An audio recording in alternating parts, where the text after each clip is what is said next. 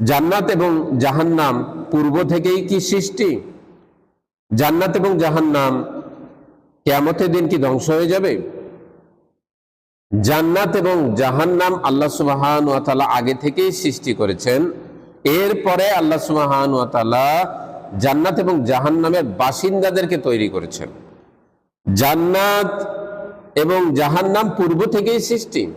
কোরআনুল কারীমের সূরাতুল আল ইমরানের 133 নম্বর আয়াতে আল্লাহ সুবহানাহু ওয়া তাআলা বলছেন, ওয়াসারিউ ইলা মাগফিরাতিম মির রাব্বিকুম ওয়া জান্নাতিন আরদুহাস সামাওয়াতি ওয়াল আরদ উইদ্দাত লিল মুত্তাকিন।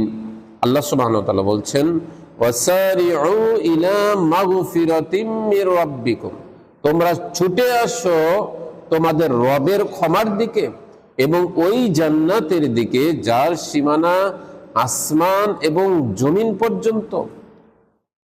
আল্লাহ সুবহানাহু ওয়া তাআলা বলছেন যে জান্নাতের দিকে ছুটে আসো, তার মানে জান্নাত তৈরি করা আছে।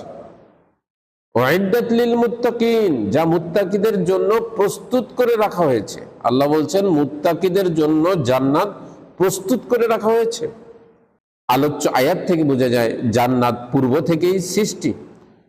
জাহান্নাম সম্পর্কেও আল্লাহ সুবহানাহু ওয়া তাআলা বলছেন, কোরআনুল কারীমের সূরাতুল বাকারার 24 নম্বর আয়াতে বলা হয়েছে, ফাত্তাকুন নারাল্লাতী ওয়াকুদুহান নাস ওয়াল হিজারাহ উইদ্দাত লিল কাফিরিন।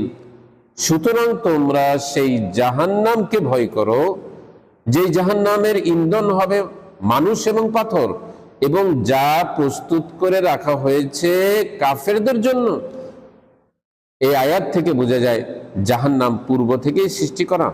রাসূল সাল্লাল্লাহু আলাইহি ওয়াসাল্লাম বলেছেন, কবরে একটা ব্যক্তিকে যখন প্রশ্ন করা হবে, এর উত্তর যখন সে সঠিক দেবে, তখন আসমান থেকে ঘোষণা হবে এই বান্দা সঠিক বলেছে, সুতরাং তাকে জান্নাতের পোশাক পরিয়ে দাও, জান্নাতের বিছানা বিছিয়ে দাও এবং জান্নাতের একটি দরজা খুলে দাও, এবং সে কবর থেকেই জান্নাতের সুঘ্রাণ পেতে থাকবে, শীতল বাতাস পেতে থাকবে।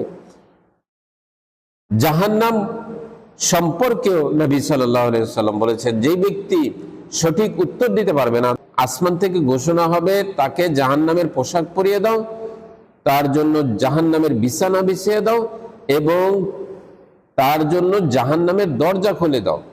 সুতরাং জাহান্নামের গরম হাওয়া তার কবরে আসতে থাকবে। এই আলোচনা থেকে বোঝা গেল জান্নাত এবং জাহান্নাম পূর্ব থেকেই সৃষ্টি।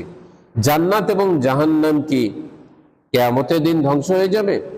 আল্লাহ সুবহানাহু ওয়া তাআলা বলছেন কোরআনুল কারীমের সূরাতুল কসাসের 88 নম্বর আয়াতে, কুল্লু শাইইন হালিকুন ইল্লা ওয়াজহাহু, সব কিছুই ধ্বংস হবে ইল্লা ওয়াজহাহু, আল্লাহর চেহারা, আল্লাহর মুখমণ্ডল ব্যতীত। এই আয়াতের ব্যাখ্যায় ইমাম ইবনে তাইমিয়া রাহমাতুল্লাহ আলাইহি তিনি বলছেন, এই আয়াতের ব্যাখ্যা হচ্ছে কুল্লু শাইইন হালিকুন ইল্লাল্লাহ, আল্লাহ ব্যতীত সব কিছুই ধ্বংস হবে, ওয়া জান্নাতুন, এবং জান্নাত ব্যতীত, ওয়ান নার, জাহান্নাম ব্যতীত, ওয়াল আরশ, আল্লাহ সুবহানাহু ওয়া তাআলার আরশ ব্যতীত। আলোচ্য আয়াত থেকে বোঝা গেল যে আল্লাহ সুবহানাহু ওয়া তাআলার জান্নাত এবং জাহান্নাম কিয়ামতের দিন ধ্বংস হবে না। আসমান এবং জমিনের মধ্যবর্তী যা কিছু আছে এগুলো ধ্বংস হয়ে যাবে।